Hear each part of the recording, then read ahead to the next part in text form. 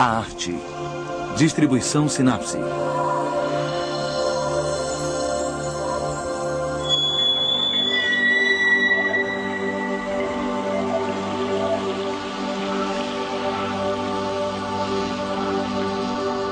Hoje em dia, a arte não se limita a esculturas e pinturas. Quando nos defrontamos com obras que não obedecem às regras, há geralmente um desconforto.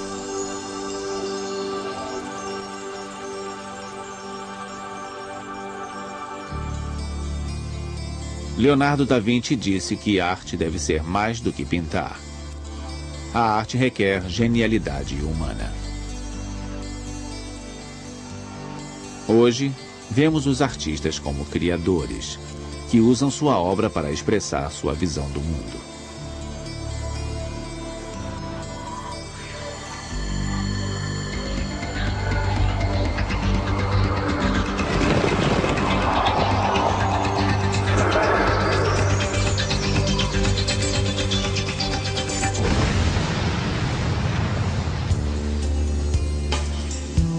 Durante séculos, o valor de uma obra era calculado com base no custo dos materiais e no tempo de criação.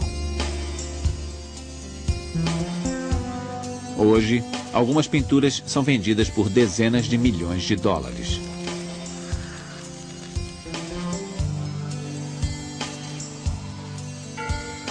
Em um mundo no qual muita gente abandonou a religião, o público em geral e os colecionadores tendem a elevar alguns artistas ao status de semideuses.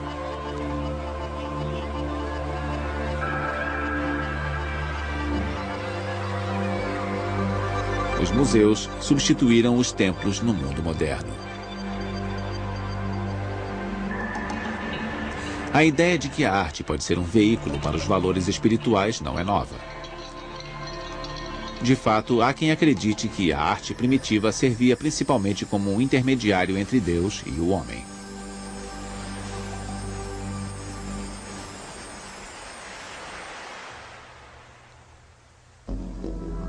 O poder das imagens.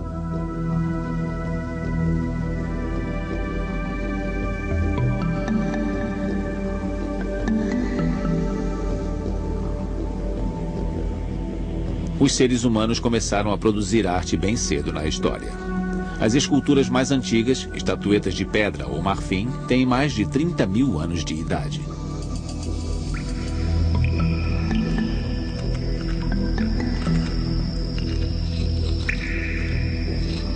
Mesmo nesses dias remotos, nossos ancestrais desenhavam nas paredes de profundas cavernas.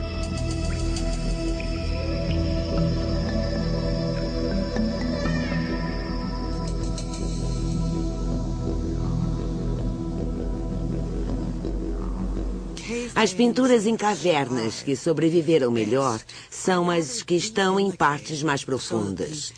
A temperatura e a umidade são constantes o ano inteiro. É como se tivessem um maravilhoso sistema de controle climático de museu. São museus naturais.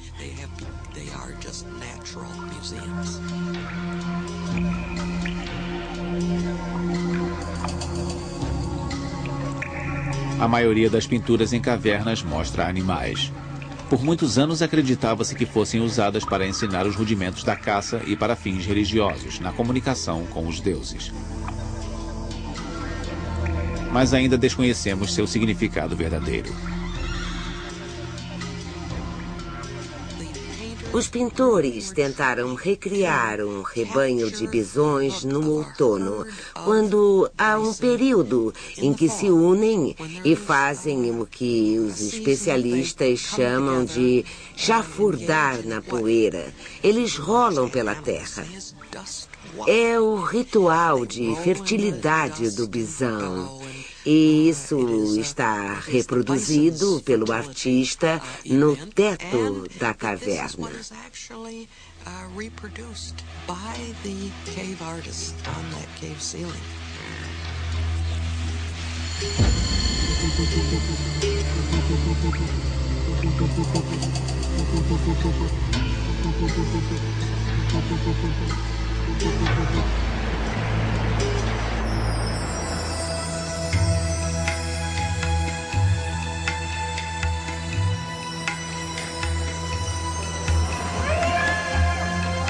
No Antigo Egito, a arte tinha claramente um propósito religioso. Os egípcios acreditavam que os espíritos dos mortos poderiam viver eternamente na arte.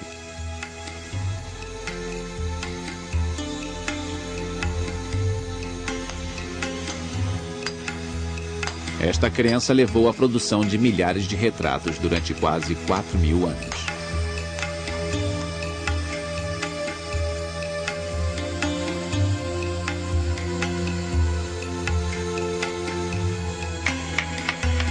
Os artesãos não tentavam ser originais ou subversivos. Eles obedeciam às ordens do faraó e dos dignatários ricos. Este período determinou a relação entre arte e dinheiro que existe até hoje.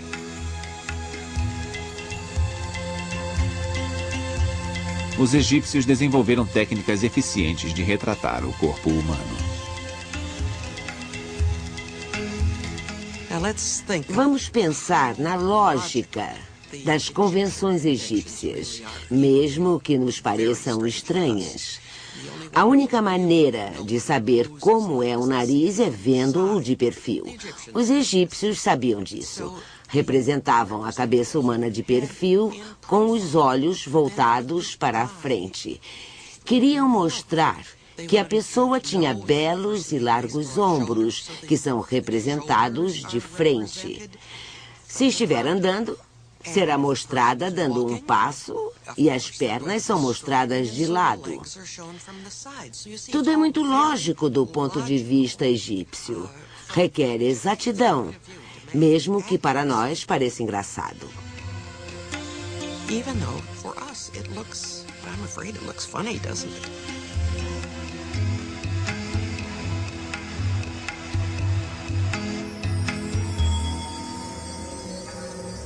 Ao contrário dos egípcios, os gregos tentavam mostrar espaço e profundidade. Eles inventaram os cânones, as regras da matemática usadas para demonstrar movimentos e proporções ideais do corpo humano. Em meados do século V a.C., o escultor Políclitos criou o Diadomenos, especialmente para ilustrar os cânones.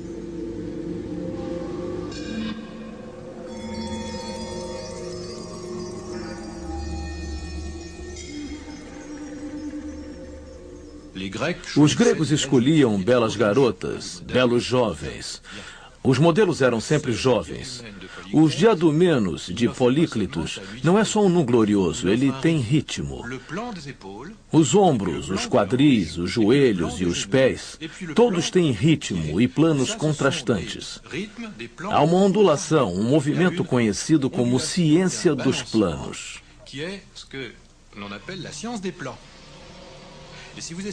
Mas se você ficar na frente do espelho e tentar reproduzir a posição exata de Diadomenos, vai dar com a cara no chão, porque a posição não é natural. Os gregos deram uma dose de intelecto à representação da beleza natural e pura.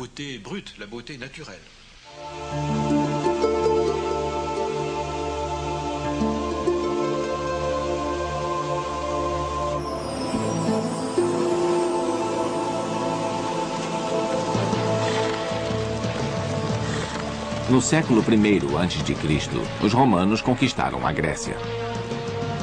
Mas, segundo um antigo ditado, uma Grécia conquistada sempre conquista seu feroz conquistador. Todos os ricos de Roma queriam réplicas de estátuas gregas. Nascia a indústria da reprodução.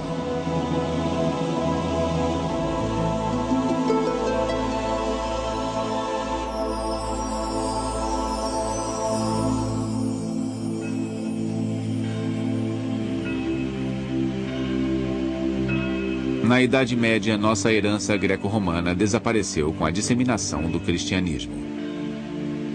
Por quase 600 anos, os artistas criaram principalmente cenas da vida religiosa.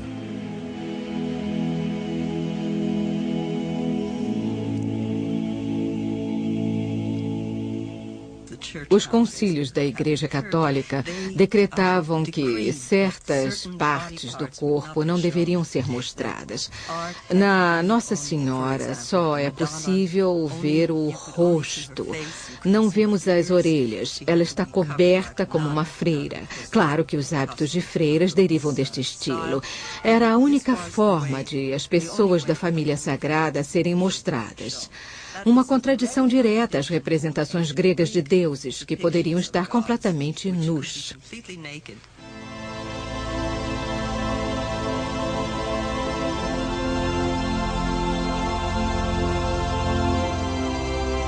Os artesãos eram considerados meros servos de Deus e trabalhavam na obscuridade. Eles conceberam um paraíso maravilhoso que ajudava a esquecer o sofrimento da vida na Terra.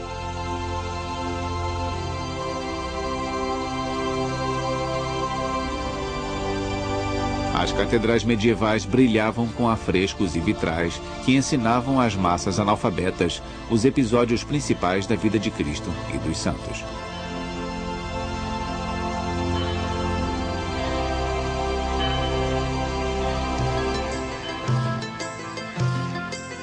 As obras de arte começaram a ser assinadas por volta de 1300.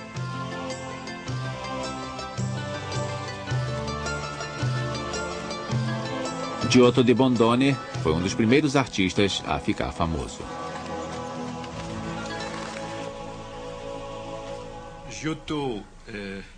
Giotto foi um mestre da primeira Renascença. Com sublime intuição, ele esbarrava nas leis da perspectiva, mas não as racionalizava, nem criava teorias. Trouve, mais sans les rationaliser, sans les théoriser, les lois de la perspective. Antes de Giotto, veja como missais eram ilustrados. Veja os afrescos em igrejas romanescas. Se Deus fosse mostrado, deveria ser muito alto. Os santos eram de estatura média e o povo era muito pequeno. A hierarquia no desenho sem perspectiva era espiritual. Giotto pintava São Francisco recebendo os estigmas de Cristo e, por surpresa, Cristo e São Francisco são do mesmo tamanho.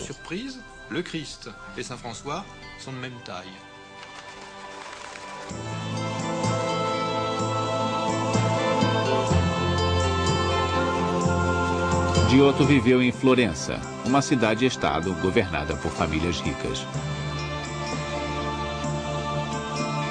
No século XIV, os florentinos eram grandes colecionadores de obras antigas.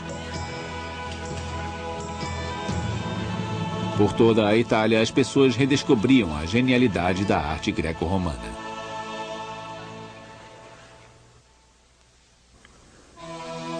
O artista e seu tempo.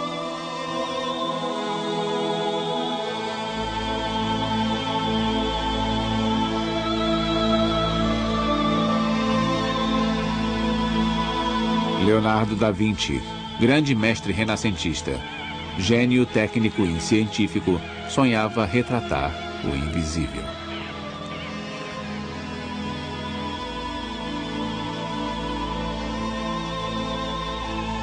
Como muitos pintores e escultores da época, Da Vinci acreditava que os artistas deveriam ter status de criadores.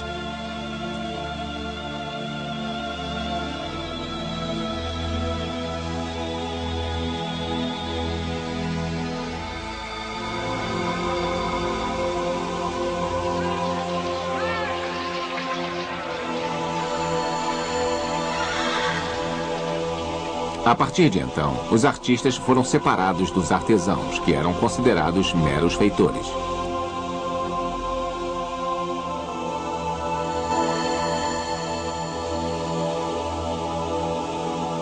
Um artista como Rubens ganhava bem.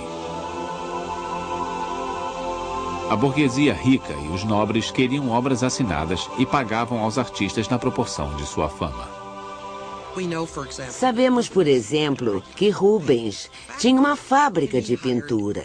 Ele contratava ótimos trabalhadores. Um se especializava em pintura em tecido, outro pintava frutas e flores. Eram todos especialistas. Rubens chegava e juntava tudo.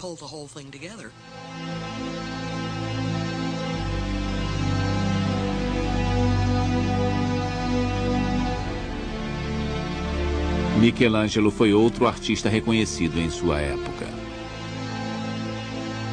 Profundamente místico, ele acreditava que a beleza era o caminho pelo qual a humanidade poderia se comunicar com Deus. O teto da Capela Sistina revela seu talento de mestre.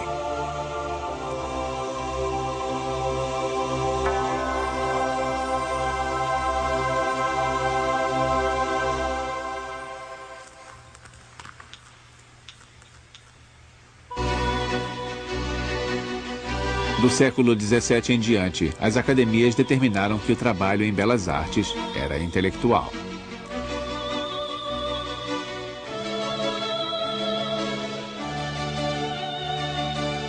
As convenções estéticas das academias eram ditadas pelos maiores artistas do mundo.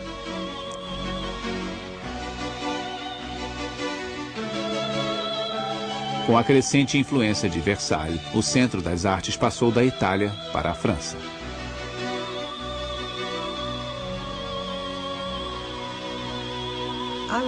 Eu diria que o lugar mais importante e onde ocorreu o desenvolvimento mais importante foi a França. A França do século XVII em diante. Quando pensamos em ideias de estética, beleza e a forma como devem ser as obras e esculturas, acho que isso foi muito importante, porque teve impacto no resto da Europa e nas ideias artísticas ocidentais, principalmente devido à ascensão de monarcas absolutistas, reis. Quando falamos nos estilos de Luís XIV, Luís XV ou Luís XVI, isso nos diz alguma coisa. Diz quem decidia o que era belo.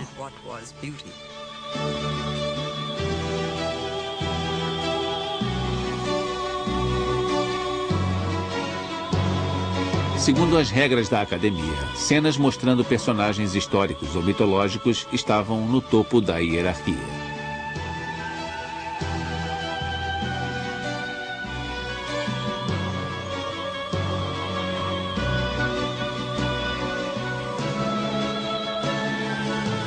Depois vinham os retratos. As cenas do cotidiano.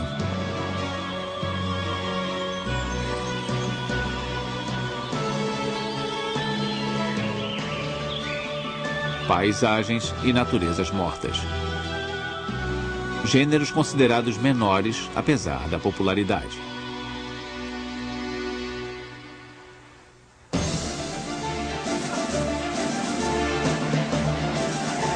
No século XIX, a sobrevivência de um artista dependia de ele ser aceito no Salão de Paris. Edouard Manet ainda era desconhecido quando apresentou seu Almoço na Relva no Salão de 1863.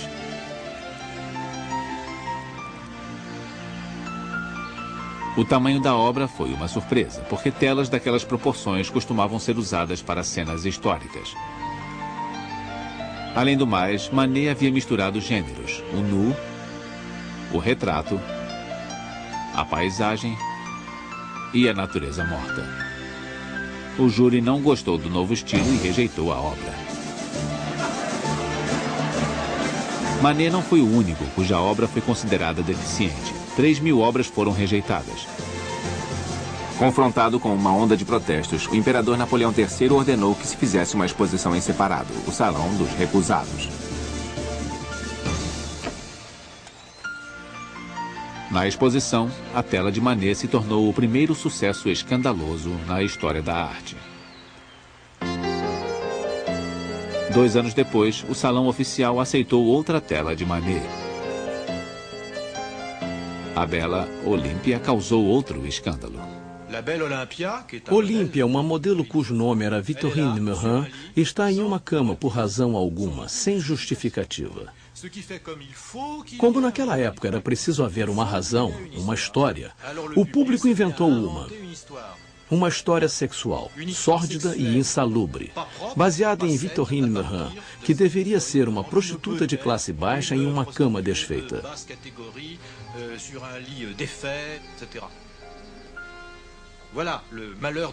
Manet teve o infortúnio de inventar um estilo, no qual a única justificativa era a própria obra, sem história, mensagem ou significado. Ele abriu uma porta. Depois Cézanne começou a fazer pinturas sem justificativas, além da obra em si, e a tendência seguiu até a arte moderna.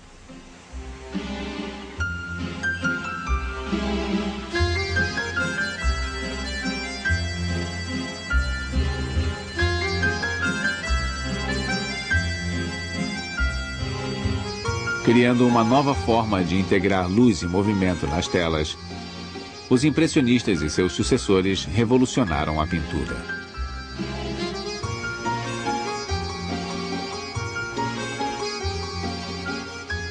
Van Gogh,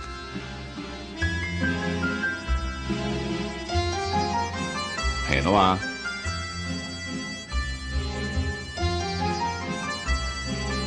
Monet e Gauguin fizeram mais do que retratar a realidade com exatidão. Usaram a arte como um meio de expressar seu mundo interior.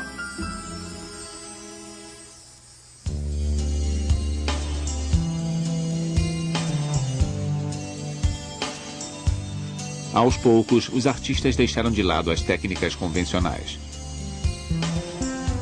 Eles exploraram novos ângulos, novas perspectivas.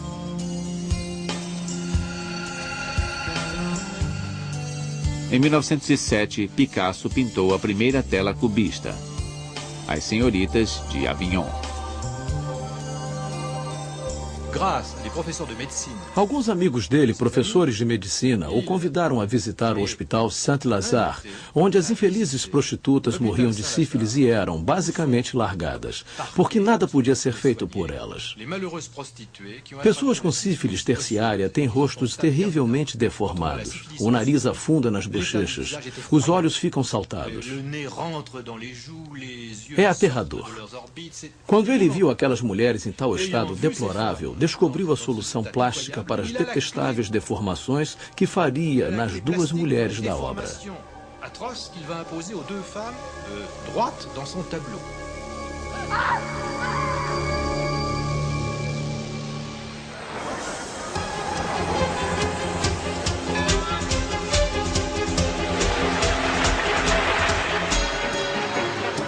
Cada vez mais, os artistas usavam a arte para criticar a sociedade e questionar a ordem estabelecida. Esta obra do artista dadaísta Francis Picabia expressa o medo de a mecanização transformar os seres humanos em robôs. Futuristas italianos como Umberto Boccioni achavam que a única coisa a se fazer com a arte do passado era enterrá-la. Uma das ideias era de que a arte era uma coisa morta, estava em museus, era feita para cemitérios ou achavam que os museus eram o cemitério da arte.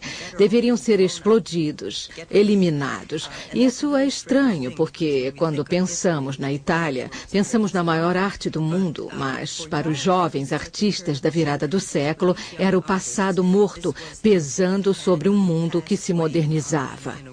Which was becoming modern.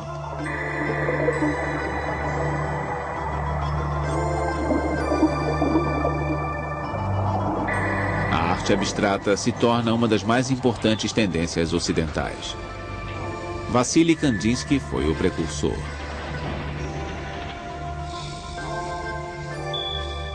Ele explorou cores, formas, linhas.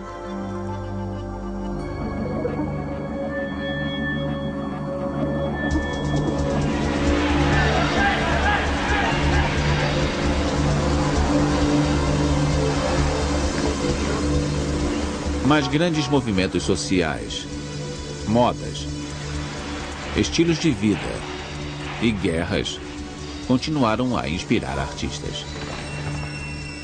A famosa Guernica de Picasso ilustra os horrores da Guerra Civil Espanhola.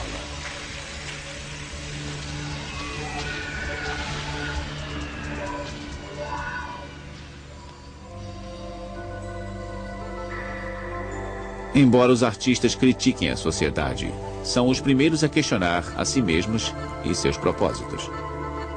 Eu diria que minha obra pictórica é uma grande catástrofe. Porque eu acho que todos os pintores modernos estão presos na grande decadência que caracteriza a nossa era.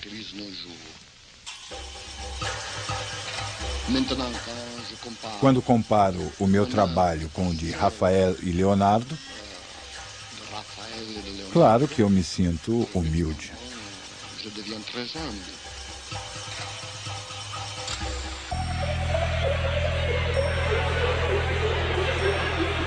Nos anos 60, Andy Warhol, tido como o papa do movimento da arte pop, se interessou por objetos que simbolizavam a sociedade consumista americana. Talvez melhor do que qualquer pessoa, ele possa ter encarnado a crise do homem moderno, que se identificava com a máquina e funcionava como máquina. Desta grande doença coletiva, a ameaça do materialismo, ele desenvolveu uma imagem poderosa que integrava virtualmente todos os problemas da sociedade americana da época.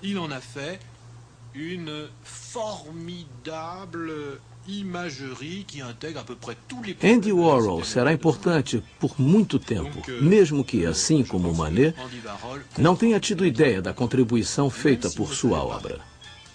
Comme Manet, tout ce qu'il apportait par son œuvre.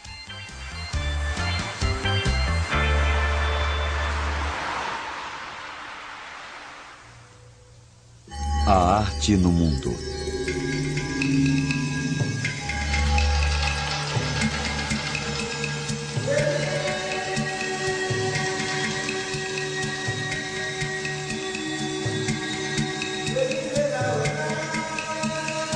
Na aventura humana, a história da arte também é uma história de trocas e aprendizado entre culturas diferentes.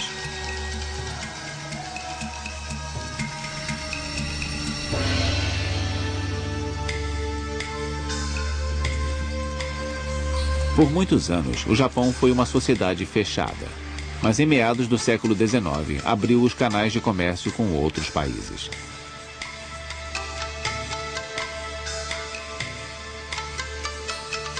Foi quando os artistas ocidentais descobriram as xilogravuras japonesas.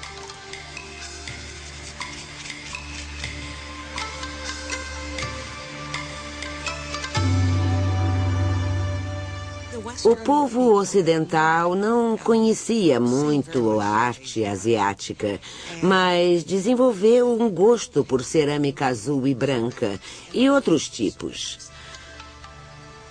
Quando os japoneses mandavam cerâmica para a Europa, em especial para Paris, França, a embrulhavam no que consideravam papel velho e comum. No papel, por acaso, havia estampas maravilhosas de xilogravuras japonesas. Muitos artistas, como Gauguin e outros dos Estados Unidos, como Whistler, foram muito influenciados por esta arte. Ao ver o papel estampado, se interessaram mais por ele do que pela cerâmica.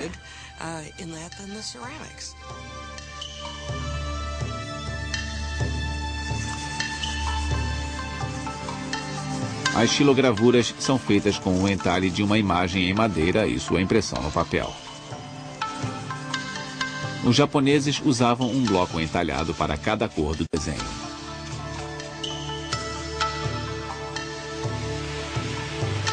A Grande Onda de Kanagawa é uma das impressões japonesas mais famosas do mundo. Kanagawa contemplava o assunto, no caso as ondas, por um longo tempo, mas como os impressionistas, ele não as desenhava como as via. Para ele, o importante era recriar a sensação de ameaça. Um efeito acentuado pela inclusão de pequeninos barcos.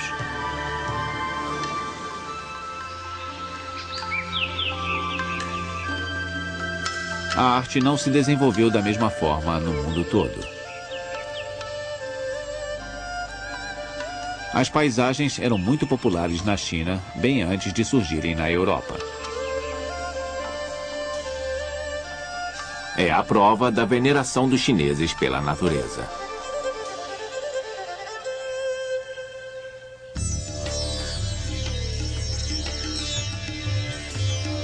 O interesse nas formas de arte tradicionais cresceu no último século. Cresce a demanda por cerâmicas chinesas,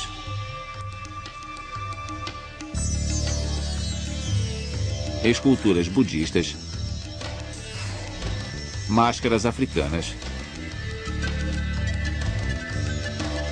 e vasos maias.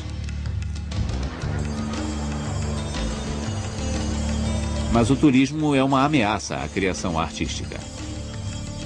O mercado turístico incentiva os artistas a usar técnicas de produção em massa. Parar de produzir arte para produzir mercadoria.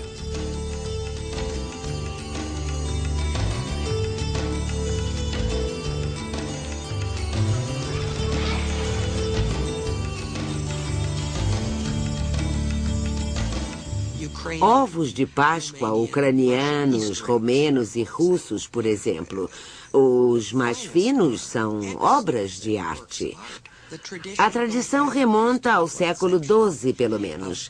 Decorar ovos não necessariamente para a Páscoa. Os ovos são símbolos da fertilidade e são magnificamente decorados. É preciso procurar muito para encontrar finas criações individuais, porque eles são feitos às centenas, aos milhares. Existem em toda parte.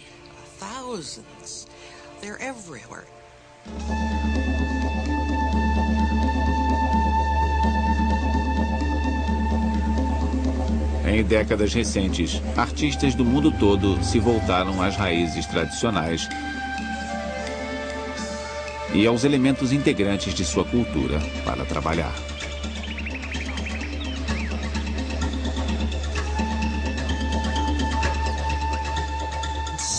Alguns, depois de treinar no Ocidente, voltaram para casa e redescobriram a própria arte. Às vezes, parecemos quase ver um Jackson Pollock chinês, só que com uma noção de natureza, paisagem, árvores, água, ravinas. Mesmo sendo uma versão abstrata, pode ser uma obra extremamente bela.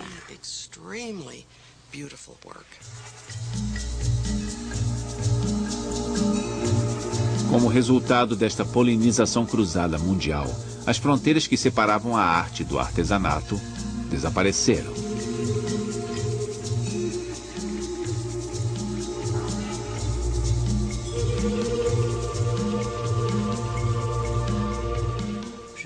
Lembro de quando fizemos a exposição Os Mágicos da Terra, mostramos a obra de um artista africano que fazia caixões, mas eram caixões deslumbrantes, decorados de forma a lembrar a personalidade do finado.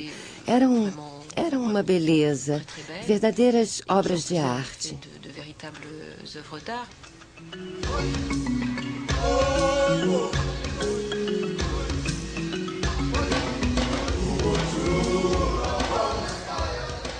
O pluriculturalismo se tornou uma característica importante da arte moderna. Uma das vocações da arte moderna é encontrar um caminho de volta a uma essência que alguns chamam de arcaica, rituais semi-religiosos ou preocupações mágicas. Muitos artistas modernos são fascinados por esses conceitos.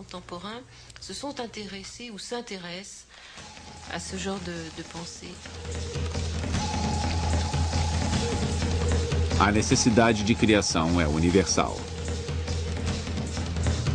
Geralmente é através da arte que descobrimos a riqueza de uma cultura.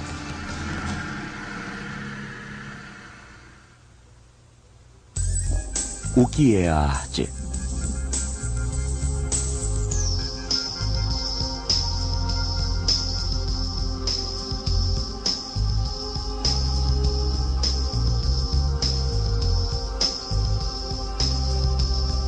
Na paisagem artística de hoje, todos os estilos vivem juntos.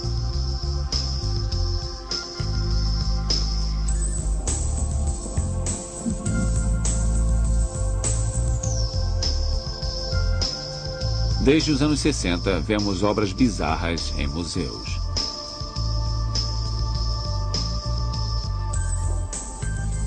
Depois de formas e cores, os criadores contemporâneos se interessaram por novos materiais.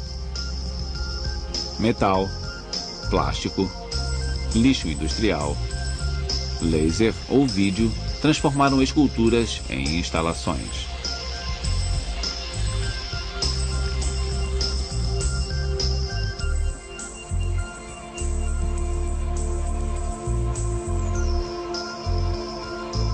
O público em geral fica quase sempre desconcertado pela arte moderna.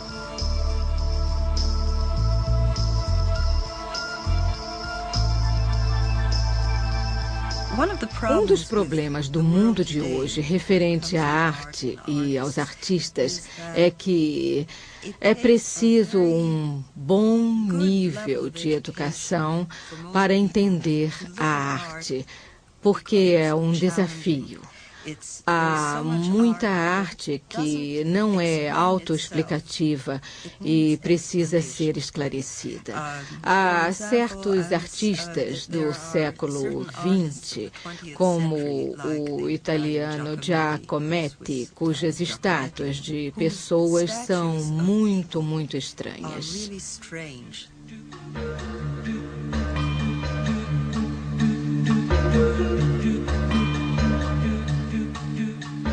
Há todo tipo de significado oculto nessas obras. E como você pode explicá-las se não entender de arte?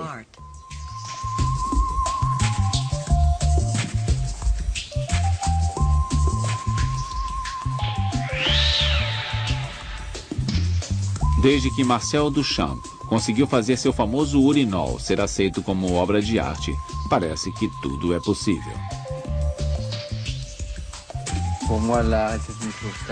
Para mim, a arte era algo tão sério e pomposo que fiquei feliz ao descobrir que poderia injetar humor nela. Eu aprendi muito quando descobri o humor. Foi uma libertação. Não é uma simples questão de rir. Há humor negro que não é feito para rir ou chorar. Fala por si só. É uma emoção nova que se ergue de coisas que não podemos analisar com palavras.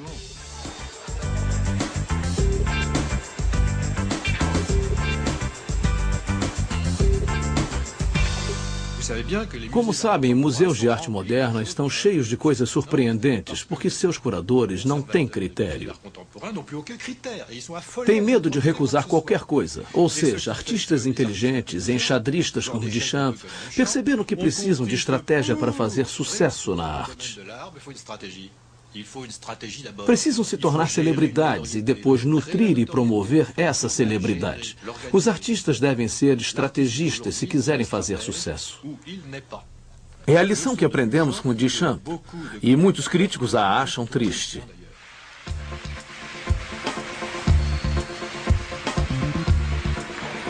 Em sociedades industrializadas, museus, comerciantes de arte, empresas e governos substituíram patronos ricos e monarcas.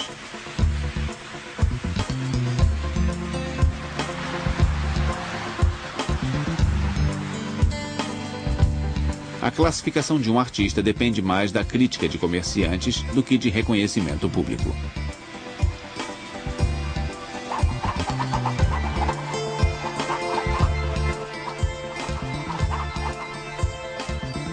Muitas vezes, a arte foi dominada por escolhas de uma elite pequena.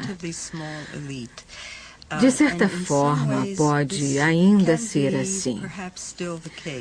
Alguém fez um estudo sobre os mais importantes comerciantes de arte, cujas atividades no mercado determinam o valor da arte, e alegam que poucos comerciantes, todos com galerias em Nova York, foram responsáveis pelo que ficou tido como a arte mais importante da atualidade. Em nossas sociedades de consumo, as pessoas especulam com obras de arte como no mercado de ações. Quando um artista morre, o preço sobe.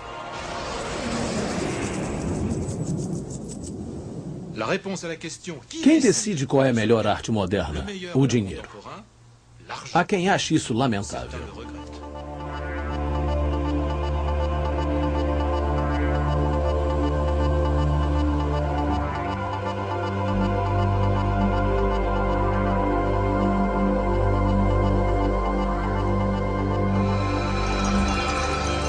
No passado, a arte era definida como uma forma de beleza imaginada e concebida pelo homem.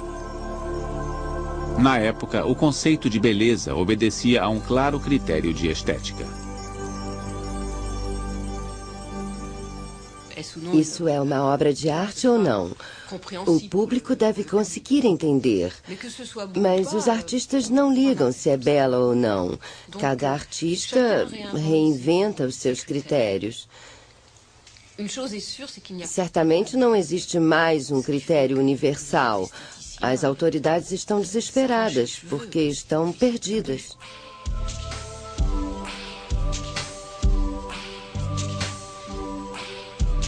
A arte moderna é só para iniciantes? Devemos voltar às formas realistas?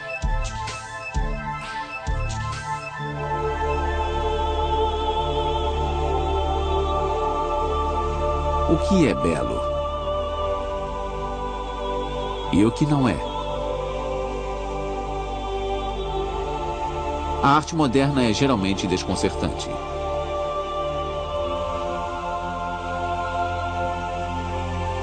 Ela nos compele, assim como ao artista, a questionar os limites.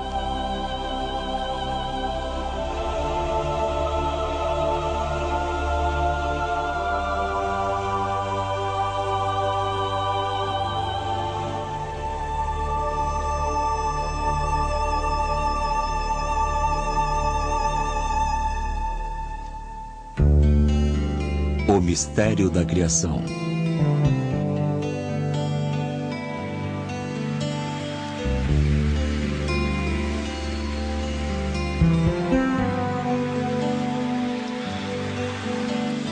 A criação artística é um processo misterioso que ninguém conseguiu esclarecer ainda.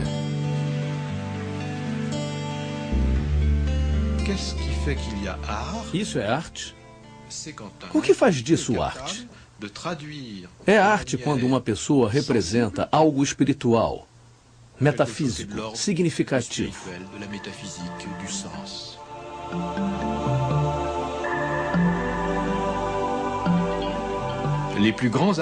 Os maiores artistas lutam para usar sua arte servindo a própria ideia de sagrado.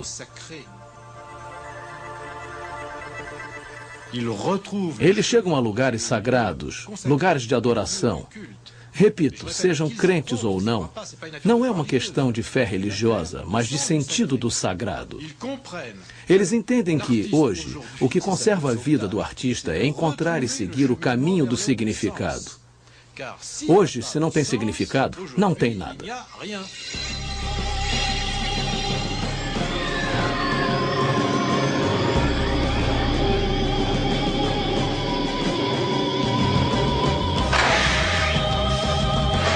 Atualmente, os artistas podem desenhar e representar tudo em computadores.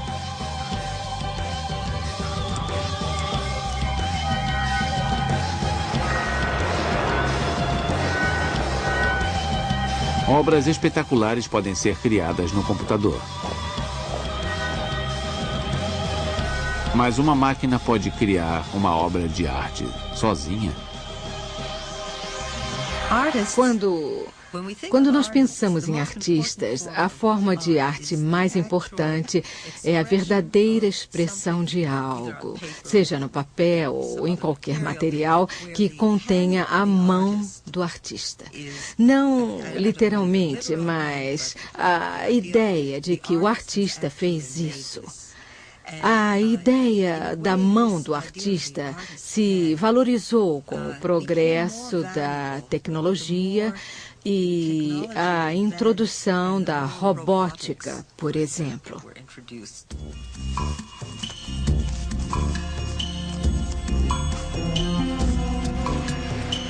Em séculos recentes, percebemos que a criação artística é mais do que habilidade e técnica.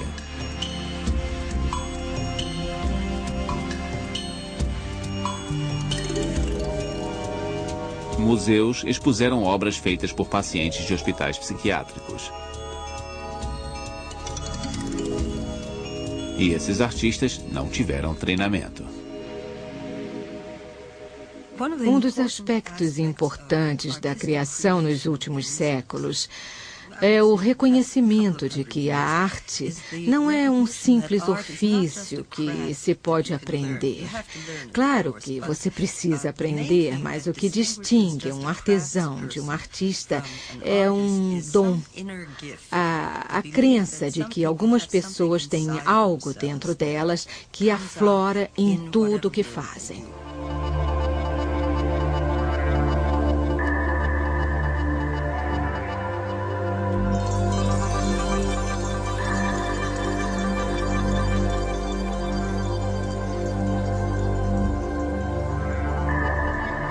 Por que uma obra ganha o louvor máximo e entra para o rol das obras-primas? Há quem ache que a genialidade de Mona Lisa reside na atmosfera especial criada pela luz enevoada da pintura. Outros a atribuem ao sorriso enigmático da personagem. E há quem veja como o sucesso orquestrado por fabricantes de camisetas. Certamente é um retrato magistral. Não sabemos se é um retrato realista, mas parece ter resumido a feminilidade da Renascença. A palavra enigmático é sempre usada.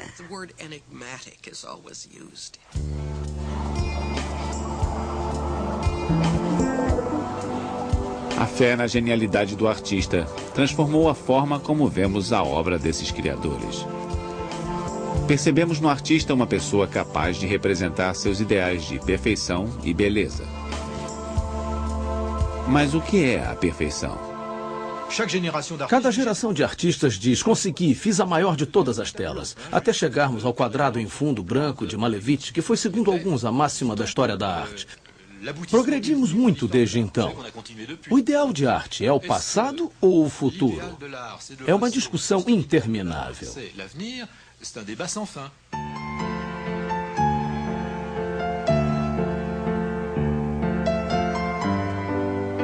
Sempre se diz que as obras de arte iniciam um diálogo silencioso com os que as apreciam. É a capacidade de fazer emoções aflorarem que as torna grandes obras.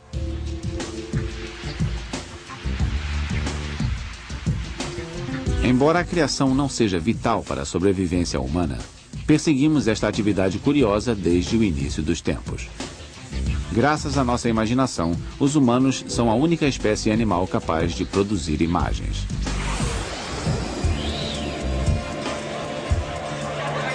A arte é útil para transmitir informação, denunciar injustiças ou nos dar uma nova visão do mundo. Sem dúvida, os egípcios tinham razão em que as pinturas permitem a sobrevivência da raça humana.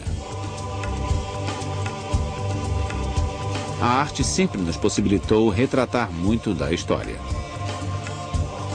E há razões para crer que a aventura vai continuar.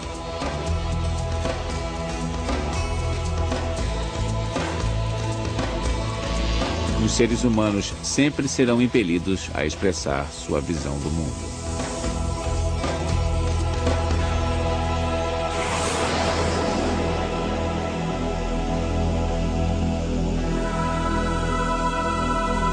Versão brasileira Audio News.